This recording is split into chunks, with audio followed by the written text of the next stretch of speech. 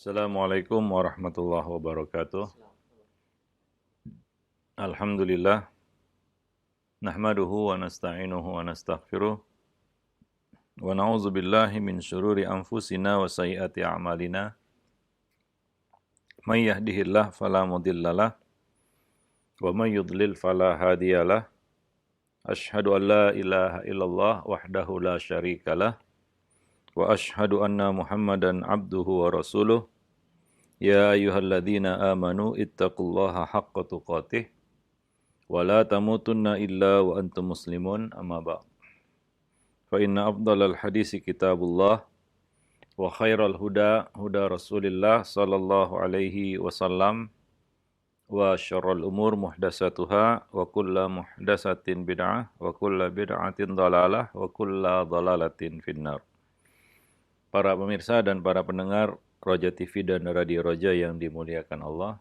Pertama kita bersyukur kepada Allah Subhanahu wa taala atas segala limpahan karunia dan nikmat kepada kita semua. Alhamdulillah pada kesempatan pagi ini kita dapat bertemu kembali di layar kaca ataupun melalui saluran radio. Kajian Islam ilmiah seperti biasa kita masih membahas buku Mencetak Generasi Rabbani. Kita membahas kemarin ataupun pada pekan yang lalu perhatian orang tua terhadap janin. Bagaimana perhatian Islam terhadap bayi yang ada di dalam rahim. Ada beberapa poin yang sudah kita bahas. Terakhir yaitu mengkonsumsi makanan, minuman yang halal dan bergizi. Kemudian setelah si jabang bayi lahir, maka sambutlah bayi itu dengan rasa gembira dan syukur kepada Allah Subhanahu wa taala. Dan awalilah kehidupannya dengan melaksanakan sunnah-sunnah Nabi terhadap bayi. Di antaranya yang pertama, memberikan nama yang baik seperti Abdullah, Abdurrahman, nama para nabi dan rasul, nama orang-orang soleh, dan nama-nama yang baik lainnya. Yang kedua, mencukur rambutnya, lalu bersedekah dengan perak seberat bobot rambut yang dicukur. Ya, perak ya, bukan emas tapi perak. Ditimbang berapa berat rambut bayi tersebut, kemudian disedekahkan perak seberat rambut bayi yang ditimbang itu. Kemudian mentahnik bayi, yaitu mengulum buah kurma, kemudian mencicipkannya ke mulut si bayi. Ini untuk merangsang dia untuk bisa memakan makanan, ya, ataupun menyusu, dan ini juga bermanfaat ya bagi si bayi. Maka dari itu Nabi SAW melakukannya dan menganjurkan kita untuk melakukannya. Kemudian yang keempat, menyembelih hewan, yaitu kambing, itu akikah, mengadakan akikah. Sesuai dengan ketentuan syariat, 1 ekor kambing untuk anak perempuan dan 2 ekor kambing untuk anak laki-laki. Ya, apabila mampu. Anak laki-laki misalnya tidak mampu, hanya 1 kambing, dibolehkan menyembelih walaupun hanya 1 ekor kambing untuk anak laki-laki. Tapi kalau mampu maka sempurnakan 2. Tidak ada batasan umur di sini kambingnya, ya. Tidak seperti kambing kurban, tidak harus jantan bertanduk dan lain sebagainya, boleh kambing betina dan boleh kambing yang kurang dari 1 tahun. Karena kalau korban itu ada ketentuan umur, yaitu lebih dari 1 tahun, 1 tahun ke atas. Tapi untuk akikah tidak ada ketentuan umur. Ya cuma ya tentunya kita sembelih yang baik, ya kita memberikan yang baik, terbaik untuk Allah Subhanahu wa taala, ya, untuk melaksanakan kewajiban ini. Ya, tentunya jangan kambing yang cacat ataupun kambing yang berpenyakit. Disembelih pada hari ke-7 kalau mampu, kalau tidak mampu hari ke-14 atau paling lama hari ke-21 setelah kelahiran si anak. Berdasarkan hadis yang sahih dari Nabi SAW. Apabila lewat dari waktu-waktu itu, sebelum waktu itu atau sesudah waktu itu ataupun di luar waktu itu, apakah terhitung akikah? Ya, di sini ada perbedaan pendapat di kalangan ulama. Sebagian berpendapat boleh disembelih kapanpun itu, baik sebelum waktu yang ditentukan yaitu hari ke-7 ataupun setelah hari yang ditentukan yaitu setelah hari ke-21. Sehingga ada yang membolehkan juga mengakikahi seorang yang sudah dewasa. Sebagian mengartikan itu adalah khususiyah bagi Nabi SAW. Hadisnya sahih bahwasanya Hasan dihasankan oleh Ibnu Hajar al-Asqalani bahwa Nabi mengakikahi diri beliau. Apakah ini bisa berlaku juga untuk umat beliau? Yang kita ketahui ya, tidak ada sahabat yang mengakikahi dirinya. Hanya Nabi SAW. Sehingga sebagian ulama, sebagian besar ulama mengatakan ini salah satu khususiyah Nabi. Ya, bukan untuk umat beliau. Ya, seperti beliau boleh menyembelih kambing kurban untuk umat. Itu tidak bisa selain beliau. Maka nggak boleh seorang menyembelih untuk satu kampungnya, enggak. Atau untuk satu negaranya, tidak. Yang dibolehkan bagi kita adalah menyembelih hewan kurban untuk keluarga kita saja. Bukan untuk orang lain atau satu kampung atau satu negeri. Yang boleh itu hanya Nabi SAW menyembelih kurban untuk umat beliau. Yang tidak berkurban itu disembelih dengan sembelihan Nabi SAW. Nah, jadi demikian.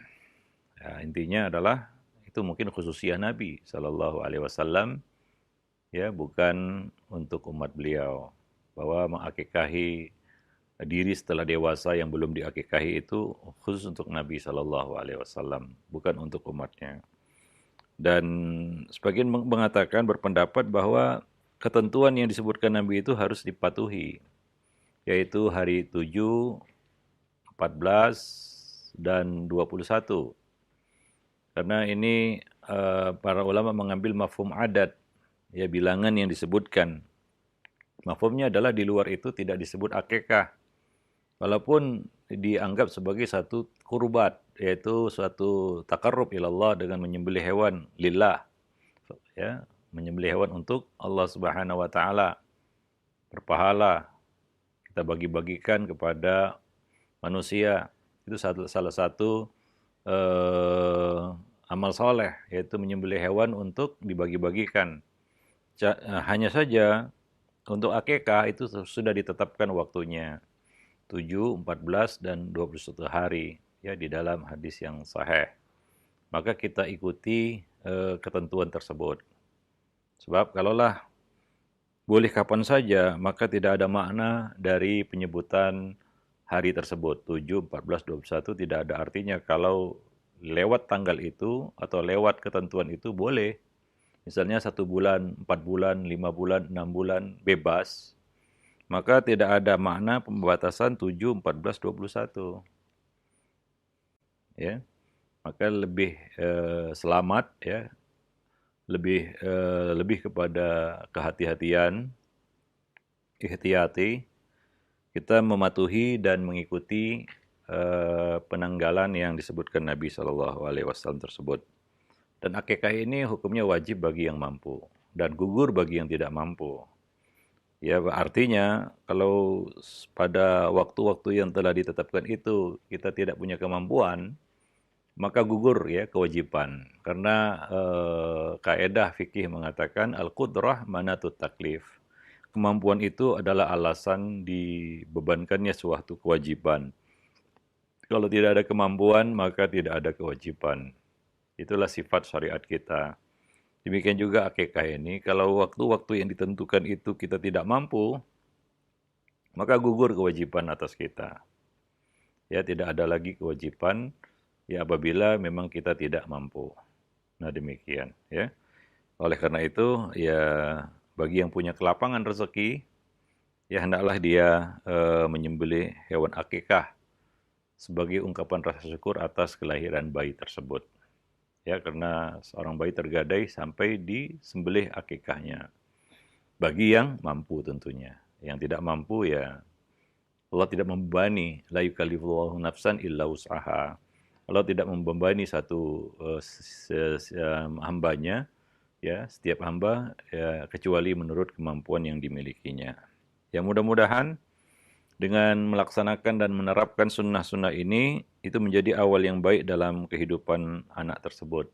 Ya, mudah-mudahan ya kita bertawasul dengan amal soleh kita ini, mudah-mudahan anak ini bisa menjadi anak yang soleh atau solehah, ya. Karena dia diawali hidupnya dengan mengamalkan sunnah-sunnah Nabi terhadap bayi tersebut. Wallahu a'lam bishawab. Dan tentunya ya ini adalah kewajiban orang tua, bukan kewajiban si bayi. Oleh karena itu, ketika dia dewasa, dia tidak punya kewajiban untuk mengakikahi dirinya. Karena itu kewajiban orang tuanya, bukan kewajiban si bayi. Ya, bayi ghairu mukallaf, ya belum mukallaf dia. Ya, penyembelihan akikah ini adalah kewajiban yang ditujukan kepada orang tuanya. Ya, apabila orang tuanya tidak mampu, maka gugurlah kewajiban itu. Wallahu a'lam bishawab. Nah, itulah beberapa hal yang berkaitan dengan janin ya, yang ada di dalam perut ibu. Janin yang ada di dalam rahim sampai bayi itu lahir. Ya tentunya di sini kita tidak sebutkan adzan ya. Banyak yang bertanya-tanya kenapa tidak disebutkan adzan, apalagi iqamat, karena hadisnya tidak sahih. Ya menurut pendapat yang paling rajih bahwa riwayat hadis yang menjelaskan tentang adzan dan iqamatnya Nabi di telinga Hasan dan Husain itu adalah hadis yang lemah. Hadis ini sempat dihasankan oleh Al-Albani, kemudian beliau koreksi. Beliau terakhir mendaifkan hadis ini, ya, dan menyantumkannya di dalam silsilah hadis dhaifah. Sebagaimana komitmen kita di dalam setiap amal dan ibadah harus disertai dengan dalil-dalil yang sahih. Maka kita tidak cantumkan di buku ini mengadzankan dan mengiqamatkan bayi yang baru lahir. Apa ketentuannya? Apa yang harus dilakukan oleh orang tua? Berdoa, mendoakannya. Ya, seperti yang dilakukan oleh para sahabat, mereka membawa bayi-bayi mereka kepada Nabi untuk didoakan. Dan tidak ada doa khusus. Ya, silakan kita berdoa, kita panjatkan doa apa yang kita harapkan kepada Allah dari anak ini. Apa yang kita inginkan terhadap anak ini kita minta kepada Allah, ya terutama kita minta perlindungan dari gangguan-gangguan syaitan, ya supaya dia terlindung dari gangguan-gangguan syaitan. Ya seperti yang dilakukan oleh ibunya Maryam terhadap Maryam alaihassalam. Nah demikian. Wallahu a'lam bishawab. Nah kemudian poin berikutnya di dalam buku ini adalah jangan biarkan syaitan menjamah anakmu. Ya, bahwa yang mengancam anak ini bukan hanya ancaman dari alam yang nyata. Ada juga ancaman dari alam gaib yang tidak nampak, yaitu syaitan. Ya, kita tahu bahwa ketika anak ini lahir, dia menangis karena diganggu, ditusuk oleh syaitan. Kecuali Isa bin Maryam. Ya, itu secara syar'i ataupun dalam agama kita, Nabi mengabarkan ini perkara gaib ya, kita nggak nampak bayi itu ditusuk syaitan, tapi Nabi mengabarkan seperti itu. Maka salah satu sebab bayi itu lahir menangis adalah ya karena syaitan mengganggunya. Syaitan mulai mengganggu anak Adam ini begitu dia lahir ke dunia. Itu kita yakini dan kita percayai. Walaupun itu nggak nampak ya, tapi begitulah adanya. Wajib kita imani, maka dari itu hati-hati bahwa ada ancaman terhadap anak-anak kita dari alam gaib yang tidak nampak secara kasat mata. Ya, setan sudah memangsa dan setan sudah melancarkan gangguannya, was-wasnya terhadap anak Adam semenjak dia lahir ke dunia. Oleh karena itu kita menjaga anak-anak kita dari gangguan tersebut. Ya, para orang tua yang saleh tentunya selalu waspada bahwa syaitan tidak akan duduk manis tinggal diam begitu saja. Musuh Allah ini tidak pernah puas menebar keburukan dan kejahatan, gangguan terhadap anak Adam, termasuk anak-anak kita. Maka perhatikan, betapa banyak campur tangan syaitan dalam masalah anak pada zaman kita sekarang ini. Karena Allah mengatakan, wasyarikhum fil amwali wal aulad. Dan bersekutulah kamu terhadap anak Adam itu dalam urusan al-amwal wal aulad, yaitu dalam urusan harta dan anak-anak mereka. Jadi setan ikut campur, nimbrung juga dalam urusan harta dan anak-anak kita. Ya, maka dari itu ya kita harus memperhatikan ini, jangan lalai dan lengah. Ya, banyak anak-anak yang terganggu secara fisik, ya kecacatan maupun non fisik ya seperti penyesatan ya karena gangguan setan. Ya, belum lagi ya kita dengar ya anak-anak yang ibu yang mengeluhkan anaknya yang menjerit-jerit pada malam hari, tidak bisa tidur pada malam hari, anak yang sakit karena gangguan ain ya dan lain-lain. Jadi ada gangguan dari alam gaib yang enggak nampak secara kasat mata. Dan yang lebih parah lagi adalah syaitan menyesatkan anak ini dari jalan Allah, ya. Maka jadilah mereka anak yang durhaka, remaja yang menyimpang, bertabiat seperti binatang, ya. Mereka bergelimang maksiat, diperbudak oleh kelezatan syahwat yang menyesatkan dan lain-lain sebagainya. Maka jangan biarkan syaitan menjamah anak kita. Karena syaitan ini adalah musuh yang tersembunyi dan Allah perintahkan kita untuk menjadikannya sebagai musuh kita. Sebagaimana firman-Nya dalam surat Fatir ayat 6, "Innas syaitana lakum aduwwun fattakhidhuhu aduwwa.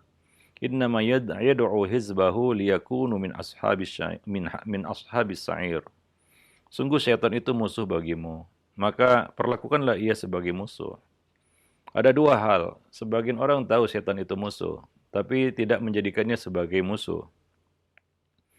Tapi mungkin berteman dengan syaitan, berteman dengan musuh. Nah, di sini Allah menyuruh kita untuk menjadikan syaitan sebagai musuh, bermusuhan dengan syaitan. Permusuhan kita dengan manusia beda dengan permusuhan kita dengan syaitan. Bagaimanapun menyimpangnya manusia itu, ya, ada kemungkinan dia untuk rujuk, bertaubat, ya, dan berdamai, ya. Nabi juga pernah berdamai dengan orang-orang musyrik, ya, musuh-musuh beliau yang sangat menentang dakwah beliau.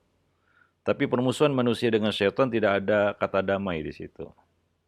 Ya, tidak ada kompromi. Ya, karena dia bersumpah di hadapan Allah akan menyesatkan anak Adam. Itu sumpah di hadapan Allah. Maka dari itu, permusuhan manusia dengan syaitan adalah permusuhan yang tidak ada kata damai, tidak ada jalan tengah, tidak ada solusi, tidak ada tawar-menawar ya di dalamnya. Maka Allah katakan, jadikanlah setan itu sebagai musuh. Karena dia selalu mengajak golongannya agar menjadi penghuni neraka. Dan setan adalah musuh yang sangat berbahaya karena dia dapat melihat kita sementara kita tidak dapat melihat mereka. Sebagaimana yang Allah sebutkan dalam surat Al-A'raf ayat 27, Allah mengatakan, "Ya Bani Adam, la yaftinannakum syaitan kama akhraja abawaikum minal jannah. Yanzi'u anhuma libasahuma liyuriyahuma sawatihima." Wahai anak Adam, janganlah sampai kamu tertipu oleh syaitan sebagaimana syaitan telah mengeluarkan ibu bapakmu dari surga. Yanzi'u anhuma libasahuma. Syaitan melepas, menanggalkan pakaian keduanya untuk memperlihatkan aurat keduanya. Itu ketika Adam mendekati pohon yang terlarang, memetik buahnya dan memakannya. Maka terlepaslah dari keduanya pakaian-pakaian mereka, sehingga terlihatlah aurat mereka berdua. Innahu yarakum huwa wa qabiluhu min haitsu la tarawnahum. Sesungguhnya syaitan dan pengikutnya dapat melihat kamu dari tempat yang kamu tidak dapat melihat mereka. Inna ja'alna syayatina awliya'a lilladina la yu'minun. Sesungguhnya kami jadikan syaitan-syaitan itu sebagai pemimpin bagi orang-orang yang tidak beriman, orang-orang yang kafir. Ya, maka dari itu ya kita harus selalu waspada terhadap tipu daya waswas syaitan. Ya, iblis yang mengeluarkan ibu bapak kita Adam dan istrinya dari surga itu tidak punya pekerjaan sampingan semenjak dia dikeluarkan dari surga. Semenjak dia diusir dari surga karena tidak mau tunduk kepada perintah Allah untuk sujud kepada Adam, ia sudah menaruh dendam dan bersumpah di hadapan Allah untuk menyesatkan anak Adam. La'uwiyannahum ajma'in. Ya, aku akan sesatkan mereka seluruhnya. Itu sumpah syaitan di hadapan Allah, sumpah iblis di hadapan Allah, dan dia melakukan sumpah itu. Dan dia tidak pernah berhenti. Dan dia dikasih tangguh sama Allah sampai hari berbangkit. Bisa kita bayangkan bagaimana lihainya, piawainya, ya iblis ini di dalam menyesatkan anak Adam. Dan yang menjadi sasarannya juga adalah anak-anak kita, ya bayi-bayi dari Bani Adam ini. Semenjak lahir sudah diganggu. Maka satu-satunya jalan untuk menghadapi syaitan adalah memohon perlindungan dan pertolongan kepada Allah Subhanahu wa taala, Rabb yang menciptakan mereka. Dan realisasinya dapat diuraikan dalam poin-poin berikut ini. Ya, yang pertama, mintalah perlindungan kepada Allah sejak awal. Ya, sebelum mani tertumpah ke dalam rahim, yaitu dengan membaca doa sebelum berhubungan intim. Ya, doa jima seperti yang sudah kita hafal bersama mungkin. Bismillah, Allahumma jannibna syaitan wa jannibis syaitana ma razaqtana. Ini Muslim ya. Bagaimana Nabi mengatur kehidupan seorang Muslim, ya bahkan sebelum Muslim itu lahir, bahkan sebelum Muslim itu dimulai proses penciptaannya dalam rahim ibunya, ya dia sudah diminta perlindungan ya oleh kedua orang tuanya kepada Allah dari gangguan syaitan. Ya Allah, dengan menyebut nama Allah, ya Allah jauhkanlah kami dari gangguan syaitan. Dan jauhkanlah gangguan setan itu dari apa yang nanti engkau karuniakan kepada kami, yaitu anak. Maka Nabi mengatakan jika terlahir anak dari hubungan tersebut, niscaya syaitan tidak akan mampu menimpakan mudarat atasnya. Ini salah satu ikhtiar ya, kita berdoa. Bismillah, Allahumma jannibna syaitan wa jannibis syaitana ma razaqtana. Mudah-mudahan ya, ini ikhtiar. Doa itu adalah bagian terbesar dari ikhtiar. Kalau kita ingin meraih satu tujuan, kalau kita ingin meraih suatu cita-cita, harapan, apapun yang kita inginkan, apapun ikhtiar yang sudah kita lakukan, sebesar apapun ikhtiar usaha yang sudah kita lakukan, kalau kita belum berdoa, minta kepada Allah, maka belum sempurna ikhtiarnya. Kita buka bisnis, ingin sukses, kita sudah lakukan semua, ya, ilmu-ilmu bisnis sudah kita terapkan dari A sampai Z, dari alif sampai ya. Kalau kita belum memohon kepada Allah Subhanahu wa taala, maka ikhtiar kita belum sempurna. Ya bagi seorang muslim, mukmin, ya dia ada tempat bergantung, tempat bertawakal, Allahus Samad. Maka jangan lupakan peran doa dalam setiap aktivitas dunia kita. Bukankah Nabi, agama kita mengajari setiap aktivitas itu tidak sepi dari doa. Sampai masuk WC, keluar WC ada doa. Padahal itu mau buang hajat dan kotoran. Tapi kita masuk WC, keluar WC, ada doanya. Ya. Jadi demikian. Sampai berhubungan intim juga ada doanya. Sesuatu yang membatalkan wudhu ada doanya. Imam Bukhari menjadikan hadis ini sebagai salah satu dalil ya anjuran, bahkan perintah untuk membaca bismillah sebelum berwudu. Muwafaqah aulawi, istilahnya dalam usul fikih. Kalaulah perkara yang membatalkan wudhu saja, kita harus baca basmalah, bismillah, ya, itu yang membatalkan wudhu. Lalu bagaimana dengan wudhunya? Ini namanya mafhum muwafaqah aulawi.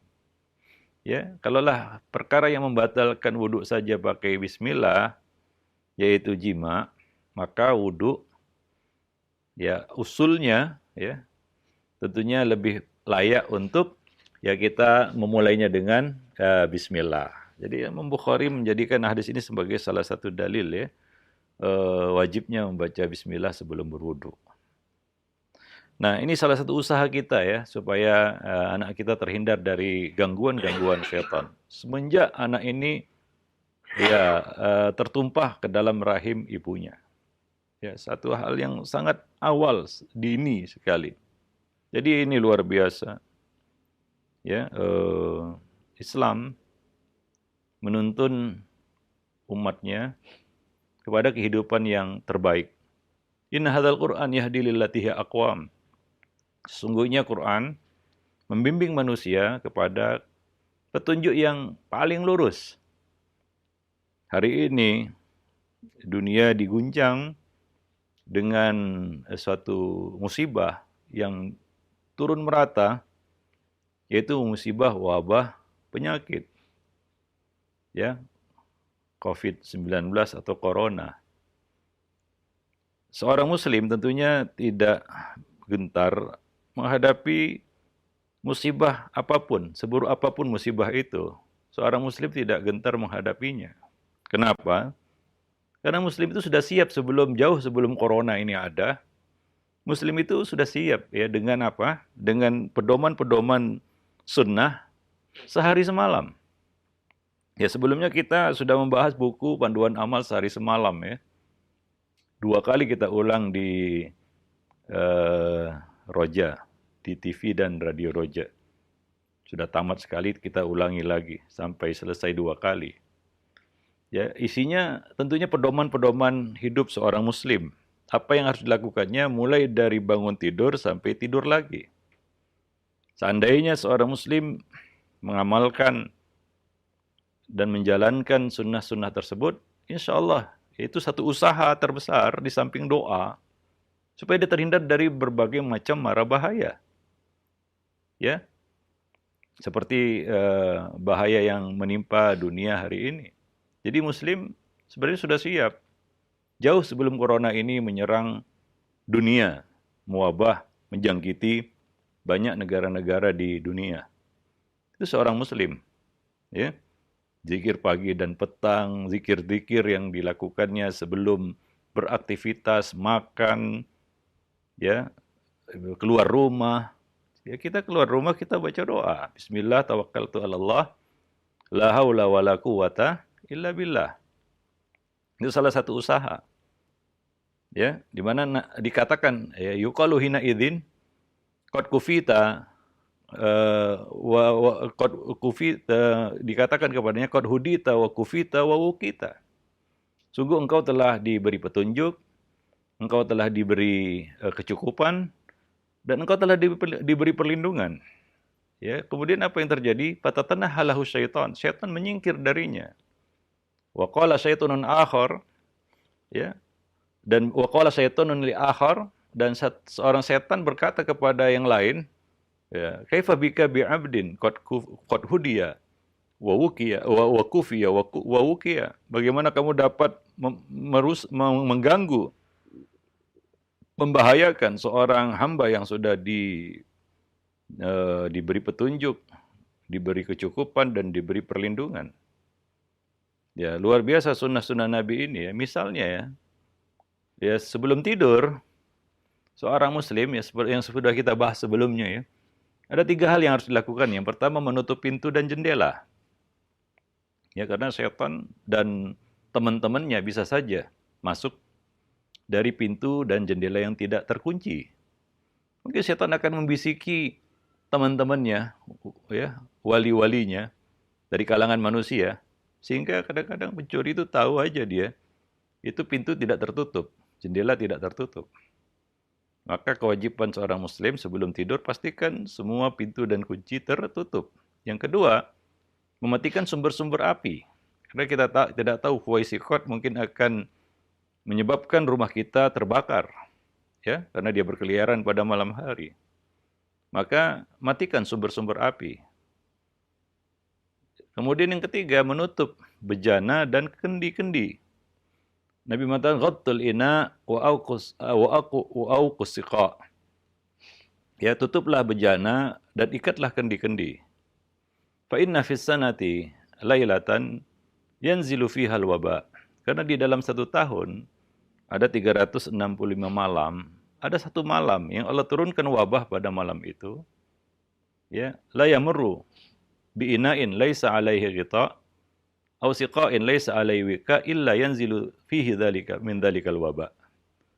Tidaklah dia lewat satu bejana yang tidak tertutup, kendi yang tidak terikat, melainkan ya wabah itu akan turun di situ. Jadi tindakan preventif di dalam Islam luar biasa. Sudah siap Muslim itu sebelum wabah itu turun sebenarnya. Jadi tidak perlu dia heboh, panik ya, ketika wabah itu turun. Karena Muslim sudah siap dengan pedoman-pedoman sunnah yang diamalkannya sehari semalam. Istinsar, istinsyak, kumur-kumur, cuci tangan, dan lain sebagainya. Itu ikhtiar. Ya. Dan juga misalnya contohnya Nabi mengatakan la yuridul al-mumridu alal musih. Jangan membaurkan yang sakit dengan yang sehat. Maka orang yang sehat, orang yang sakit, ya tentunya dia tahu dia sakit. Dan dia tidak membaurkan diri ke kerumunan orang-orang yang sehat. Jadi kalau diamalkan sunnah-sunnah Nabi ini, ya maka Muslim dan komunitas Muslim itu sudah sangat siap untuk menghadapi kemungkinan apapun. Ya, nah demikian. Wallahu a'lam bishawab. Nah, sehingga kita tidak perlu lagi ya panik yang berlebihan, heboh yang berlebihan, asalkan kita memang sebelumnya ya, sebelum ini menimpa manusia, kita sudah rutin menjalankan sunnah-sunnah Nabi di dalam kehidupan kita. Wallahu a'lam bishawab. Maka kalau kita lihat muslim-muslim yang panik berlebihan, seolah-olah dia mungkin belum mengenal sunnah-sunnah Nabi SAW, ya. Ikhtiar berupa doa dan lain sebagainya. Ya. Nah, maka salah satunya mungkin ya salat malam. Nabi menyuruh kita untuk mengerjakan salat malam, menganjurkan. Salah satu fungsinya adalah matradatun lidda'i anil jasad, mengusir ya penyakit dari tubuh kita. Itu mengusir penyakit dari tubuh kita. Itu salah satu usaha ikhtiar yang bisa dilakukan oleh seorang muslim untuk menjaga diri dari keburukan-keburukan. Ada doa yang diajarkan Nabi. Allahumma inni a'udzubika min munkaratil ahwa'i wal akhlaqi wal adwa. Ya Allah, aku berlindung kepadamu dari kemungkaran hawa nafsu, akhlak dan penyakit. Ya, penyakit itu ada penyakit yang mungkar, ya, penyakit yang bisa membawa kepada kematian. Ya. Nah, maka ya kita berlindung kepada Allah dengan ya salah satunya dengan berdoa tadi. Jadi sudah lengkap pedoman-pedoman hidup bagi seorang muslim. Ya. Nah, karena musibah, penyakit itu datangnya dari Allah dan yang kuasa menyembuhkan juga Allah Subhanahu wa taala. Dan yang kuasa untuk melindungi kita darinya juga Allah Subhanahu wa taala. Nah, demikian. Wallahu a'lam bishawab. Nah, demikian pula di dalam petunjuk ya terhadap bayi-bayi kita, yaitu yang pertama mintalah perlindungan Allah sejak awal. Sebelum mani tumpah ke dalam rahim, dia sudah membaca doa untuk kemaslahatan si bakal bayi. Ya, ini masih bakal calon bayi, ya, yaitu dengan membaca doa tadi sebelum berhubungan intim. Wallahu a'lam bishawab. Kemudian memohon perlindungan kepada Allah untuk anak ketika lahir. Seperti ya, kita ambil ini dari surat Ali Imran ayat 36. Ini yang dilakukan oleh Ibunda Maryam. Ini mungkin syariat sebelum kita dan tidak ada pertentangannya dengan syariat kita, itu juga bisa menjadi syariat kita. Karena ketentuannya syariat kita menjadi syariat bagi kita selama tidak bertentangan dengan syariat kita. Itu yang Allah sebutkan di dalam surat Ali Imran ayat 36. Allah Subhanahu wa taala mengatakan wa inni sammaituha Maryam wa inni u'idzuha bika wa dzurriyyataha minasyaitonir rajim. Dan aku memberinya nama yaitu Maryam, satu-satunya nama wanita yang Allah sebutkan di dalam Al-Quran. Dan aku mohon perlindunganmu untuknya dan untuk anak cucunya dari gangguan setan yang terkutuk. Ya, nah jadi ini salah satu yang kita lakukan ketika anak itu lahir, yaitu kita mohon perlindungan kepada Allah ketika anak itu lahir. Sebelum mani itu tertumpah ke dalam rahim, kita minta agar dijauhkan dari gangguan setan. Dan ketika anak itu lahir, kita mohon perlindungan kepada Allah agar dilindungi dari gangguan-gangguan setan, ya. Nah, demikian. Wallahu a'lam bishawab. Nah, kemudian setelah anak itu lahir, maka perbanyaklah minta perlindungan kepada Allah bagi anak, pagi maupun sore. Bahkan di setiap waktu jika mau. Ya, karena anak belum bisa baca zikir pagi dan petang sendiri. Maka yang punya anak masih bocah, masih bayi, ya, hendaknya dia membacakan zikir pagi dan petang ini untuk anaknya.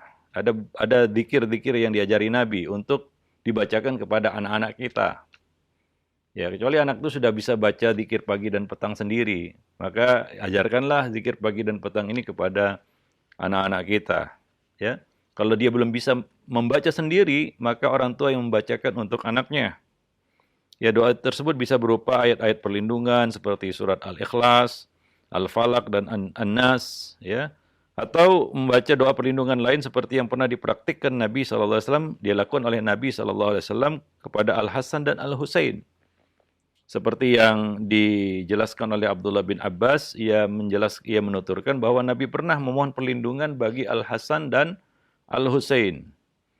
Beliau mengatakan dahulu nenek moyang kalian memohonkan perlindungan bagi anaknya. Maksudnya adalah Nabi Ibrahim meminta perlindungan untuk anaknya yaitu Ismail dan Ishak dengan membacakan u'izukuma bikalimatillah at-tammah min kulli syaitanin wahamah wa min kulli ainin lamah.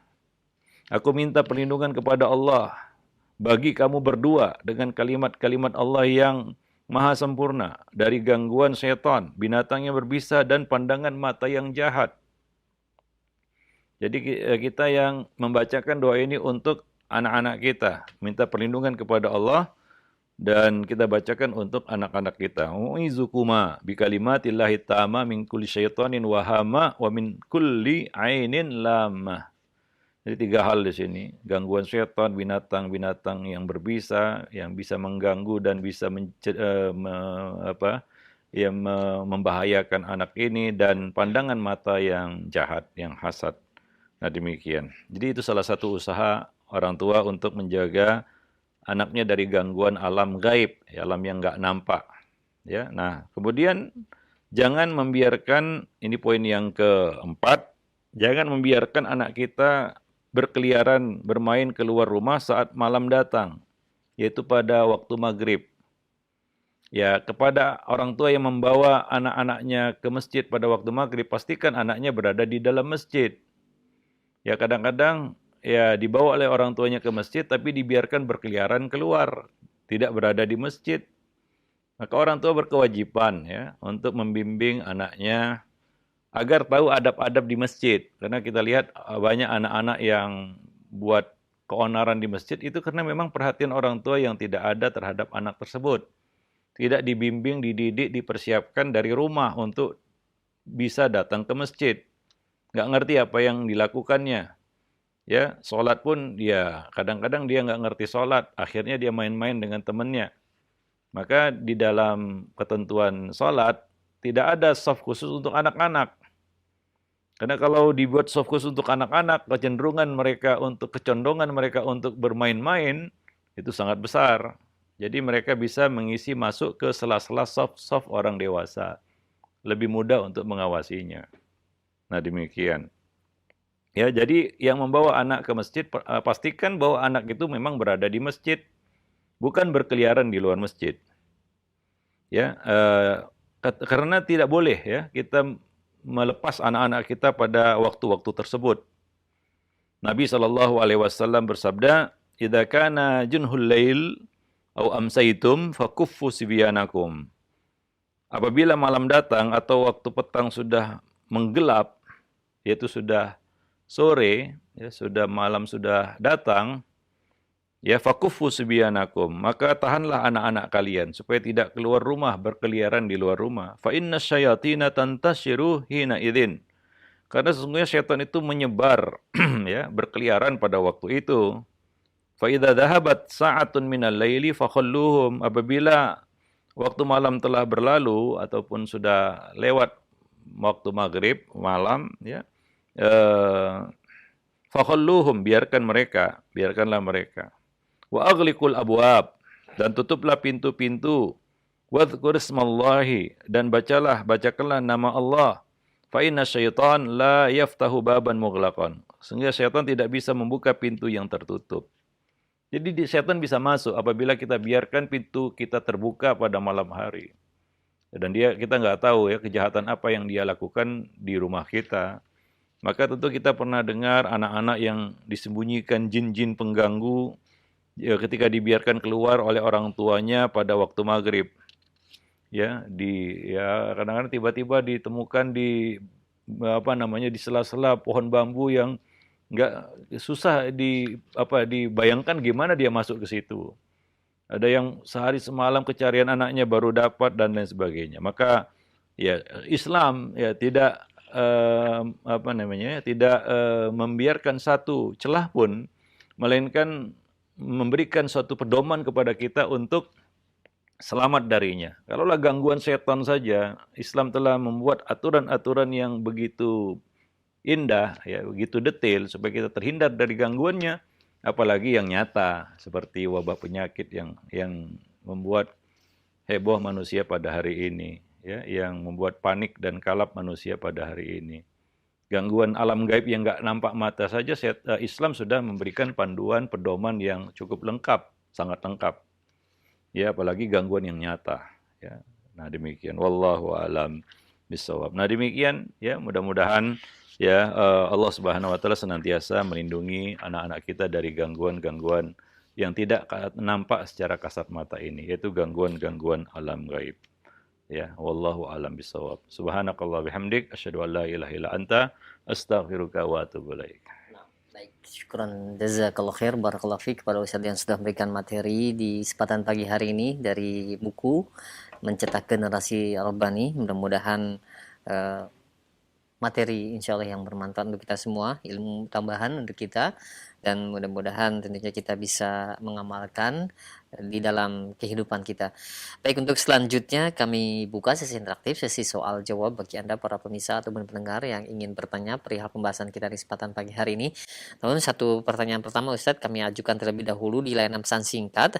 Nah, ada pertanyaan dari Abdullah yang berada di Bogor. Assalamualaikum warahmatullahi wabarakatuh. Ya Ustadz, apa benar apabila seorang bayi yang menangis tidak wajar di hampir setiap malam itu katanya itu diganggu oleh jin atau setan? Mohon penjelasannya Ustaz. Ya, boleh jadi semua kemungkinan bisa terjadi ya. Boleh jadi itu karena penyakit ya jasmani ya. Ya perlu diperiksakan ke ahli medis ya, yaitu dokter yang berkompeten. Ya, kadang-kadang ada dalam beberapa kasus sudah diperiksakan ke dokter, bolak-balik ke dokter, dokter menyatakan sehat, secara klinis sehat, tidak ada penyakit luar maupun dalam. Ya, ini kadang-kadang membuat bingung, dokternya pun bingung kadang-kadang ya. Wah, anak ini secara medis sehat, nggak ada penyakit ya, tapi ya itu yang disebutkan dalam pertanyaan tadi, ya dia kerap menangis tiap malam. Boleh jadi itu gangguan alam gaib, ya, jin yang mengganggunya. Maka itu tadi yang diajarkan Nabi, itu mohon perlindungan bagi anak tersebut. Karena anak ini belum bisa baca doa sendiri.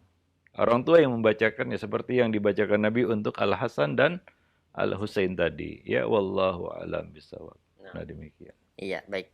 Ya, syukran jazakallahu atas jawaban saya demikian. Dan selanjutnya yang kedua, ini ada beberapa pertanyaan yang sama mengenai akikah Ustadz. Ya Ustaz, mengenai akikah, ketika anak lahir dan sudah waktunya akikah, kita tidak memiliki uang untuk membeli kambing. Nah, apakah berdosa ketika kita tidak mengakikahkan anak kita karena tidak ada uang di saat itu, tapi sebenarnya ada kendaraan yang bisa dijual. Nah, apakah memang keutamaannya atau sampai kepada wajib ketika anak yang sudah waktunya akikah, kita harus akikahkan dengan menjual barang-barang primer kita? Ya tentunya tadi kita sebutkan kaedahnya ya, al-qudrah manatut taklif. Kemampuan itu adalah syarat dijatuhkannya suatu kewajiban. Kalau tidak ada kemampuan maka tidak ada kewajiban.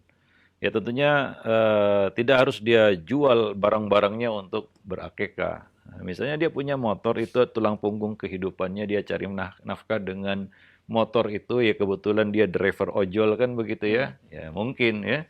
Atau dia pakai kendaraan itu untuk pulang pergi ke kantor ya, maka ya tentunya ya dia tidak perlu sampai jual barang yang menjadi kebutuhan ataupun menjadi tulang punggung dia di dalam mencari nafkah. Ya, kecuali antum punya banyak motor kan begitu ya. Ya ada yang tidak begitu terpakai, ya bukan kendaraan yang menjadi tulang punggung, bukan kendaraan yang primer untuk menunjang kehidupan ataupun menunjang kita untuk melaksanakan kewajiban mencari nafkah, ya silakan dilepas dan beli kambing untuk akikah kan begitu.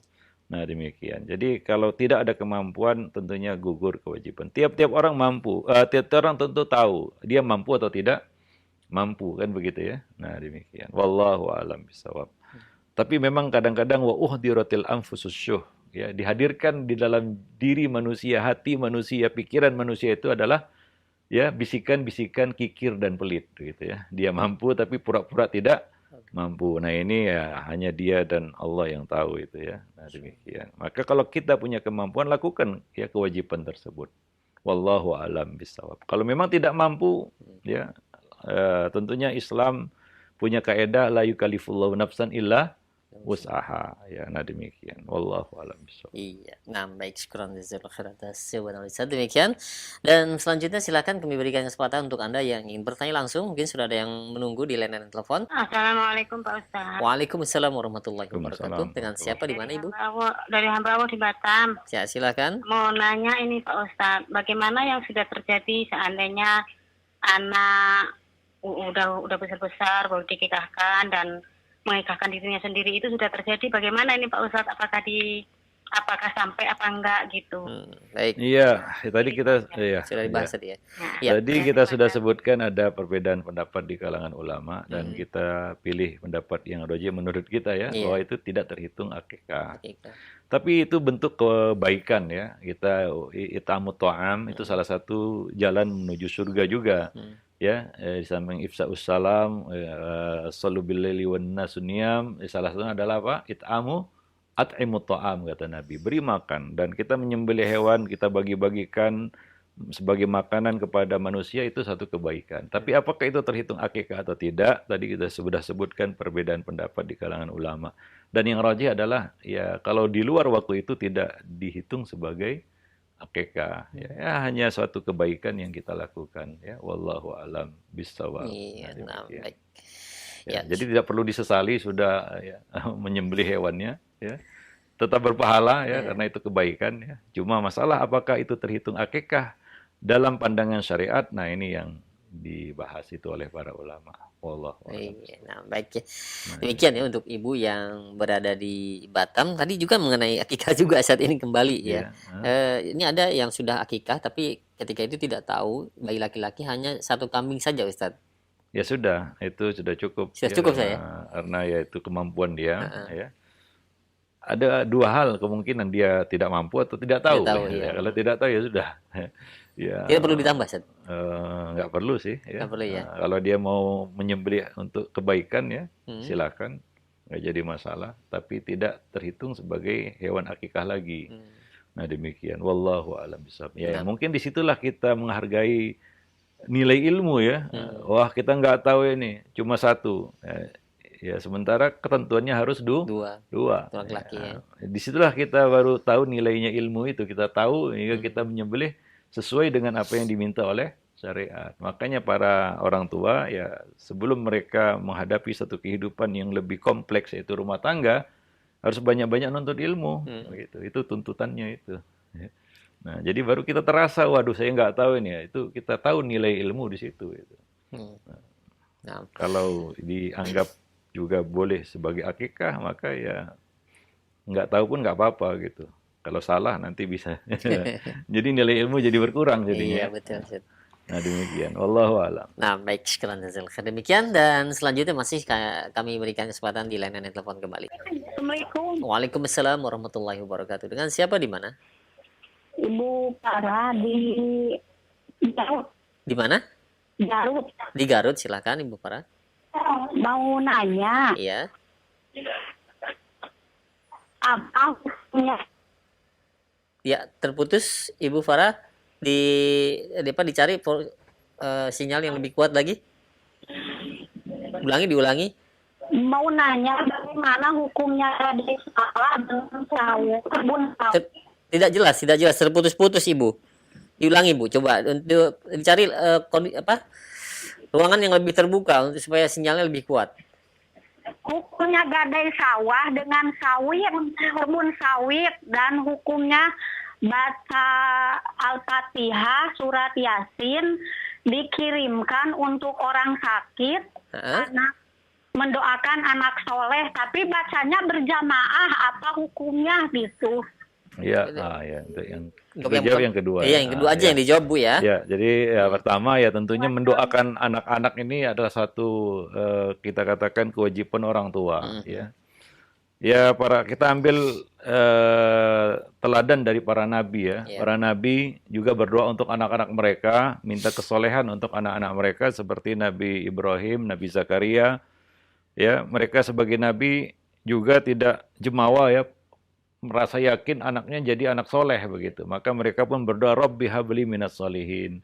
Ya, Rabbi habli min ladunka dzurriyyatan thayyibah ya. Nah, jadi mereka berdoa minta kepada Allah supaya diberi anak keturunan yang baik, anak keturunan yang soleh. Jadi kewajiban orang tua bermohon, berdoa kepada Allah supaya diberi anak keturunan yang soleh, supaya anak mereka menjadi anak-anak yang soleh. Nah, dan mengkhususkan satu ritual, ya, nah ini yang tidak ada dalam ketentuan syariat. Ya, kalau Nabi membebaskan tidak ada doa-doa tertentu jangan dikhususkan. Ya, nah, itu akan menjadi bid'ah jadinya nanti ya. Misalnya mengadakan suatu pesta yang tertentu yang digunakan untuk mendoakan anak itu kan begitu ya. Nah, seperti berkumpul tadi untuk baca Quran beramai-ramai dan lain sebagainya. Nah, itu tidak ada ya, dicontohkan oleh para salaf kita, ulama-ulama kita, para sahabat dan juga Nabi SAW. Maka lakukanlah sunnah-sunnah tadi yang kita sebutkan ya. Kita awali kehidupan anak ini dengan melaksanakan sunnah Nabi ya, seperti tadi kita sebutkan, yaitu ya, memberikan nama yang baik, itu nama adalah doa. Kemudian kita menyedekahkan seberat perak, seberat rambut anak yang dicukur itu, yaitu perak ya. Kemudian kita mentahnik, kita menyembelih akikah, kemudian kita minta perlindungan kepada anak itu dan lain sebagainya. Itu yang dilakukan oleh Nabi Shallallahu Alaihi Wasallam, dan itu sudah cukup ya, lebih dari cukup untuk anak-anak kita. Ya, dan ya tentunya orang tua tidak putus doa untuk kebaikan anak-anaknya. Nah, itu sudah mencukupi ya. Dia tidak perlu diadakan ritual-ritual khusus. Ya, kadang-kadang itu bersentuhan dengan adat istiadat yang hingga menjadi suatu keharusan ya. Nah, ada lagi ya hal-hal yang tidak ada di dalam Islam, misalnya pecah telur dan lain sebagainya, yang itu nggak ada. Maka yang nggak ada jangan diada-adakan. Ya, karena perkara-perkara yang sifatnya gaib, sesuatu yang tidak nampak, ya perkara gaib, minta perlindungan kepada Allah dari sesuatu, itu harus mengikuti petunjuk dari Nabi Shallallahu Alaihi Wasallam. Misalnya proses pecah telur dan lain sebagainya, yang ataupun ada yang membelah kelapa muda dan lain sebagainya yang nggak ada di dalam Islam ya. Nah, jadi ikuti petunjuk Nabi itu sudah mencukupi bagi kita. Wallahu a'lam bishawab. Ya. Baik, syukran jazakallahu khair atas jawaban Ustaz. Demikian untuk ibu yang bertanya tadi yang berada di Garut, dan selanjutnya kami angkat kembali ya pertanyaan di layanan pesan singkat dari hamba Allah yang berada di Kalimantan Barat. Ya Ustadz, sebentar. Anak-anak saya, alhamdulillah sudah remaja. Sejak dalam rahim, saya sudah dekatkan dan didik dengan agama. Sekarang mereka saya juga saya masukkan di pondok pesantren. Tapi hingga usia mereka hampir dewasa, mereka sangat sulit ya untuk beribadah dengan kemauannya sendiri. Apakah ini juga merupakan sifat dari orang tua yang bisa menular kepada anaknya, di mana dulu suaminya atau maksudnya bapaknya itu kurang bagus agamanya dan sering meninggalkan sholat? Ustaz, mohon jawabannya. Iya, musibah apapun di dalam kehidupan kita itu pasti sebabnya adalah dosa. Maka yang kita lakukan pertama adalah istighfar, minta ampun kepada Allah, ya. Yang kedua, ya keputusan akhir hidayah itu di tangan Allah, bukan di tangan manusia. Innaka la tahdi man ahbabta walakinnallaha yahdi man yasha. Engkau tidak bisa memberikan hidayah kepada orang yang engkau cintai, tapi Allah memberikan hidayah kepada siapa yang Dia kehendaki. Itu kalau orang tuanya sudah maksimal ya melakukan ikhtiar. Ya baik itu yang berupa doa maupun yang lainnya ya. Misalnya memberikan pendidikan yang baik sejak bahkan dari dalam rahim sampai lahir sampai dewasa, pendidikan pun nggak salah asuh ya, nggak salah tempat ya. Tapi ya masih begitu juga. Nabi Nuh saja tidak mampu memberikan hidayah kepada putranya.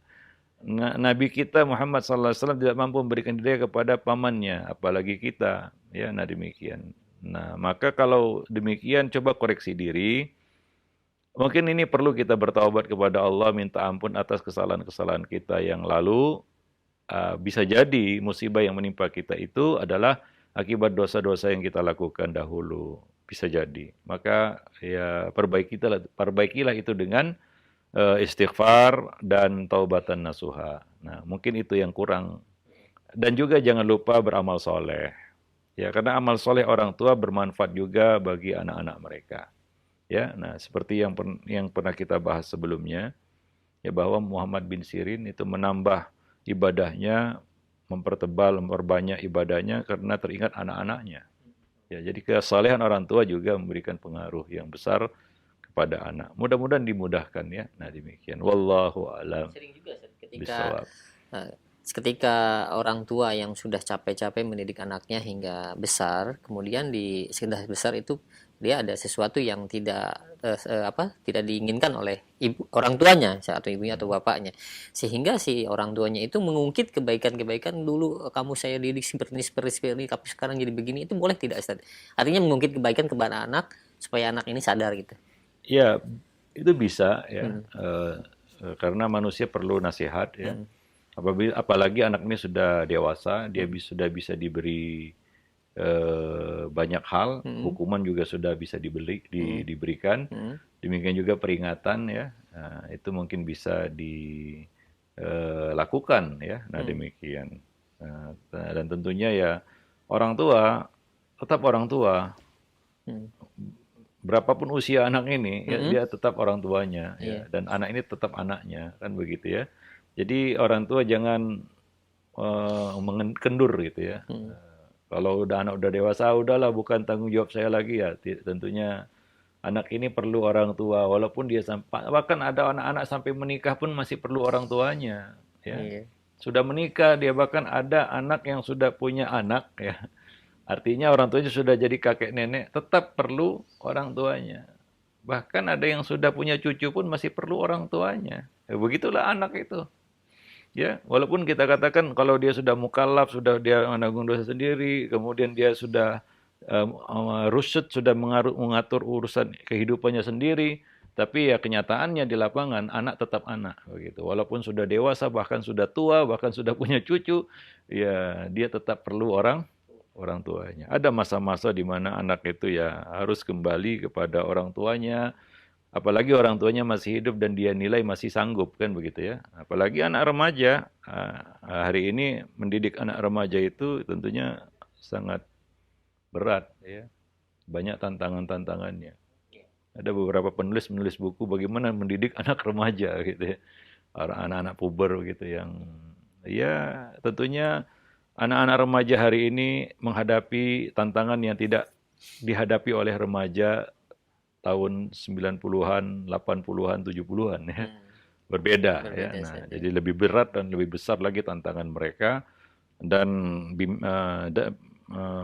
kita kata bimbingan ya, dan pengarahan dari orang tua itu sangat mereka perlukan. Nah. Nah, demikian. Apalagi gerakan-gerakan pemurtadan ya di dunia maya itu sangat banyak, sangat hebat yang perlu kita lindungi anak kita dari gangguan-gangguan itu. Wallahu a'lam bishawab. Nah, mungkin sampai di sini dulu ya pertemuan kita pada pagi ini. Iya, Yang mudah-mudahan bermanfaat. Lebih dan kurang saya mohon maaf. Subhanakallah bihamdik. Asyhadu an la ilaha illa anta astaghfiruka wa atubu ilaik. Wassalamualaikum warahmatullahi wabarakatuh.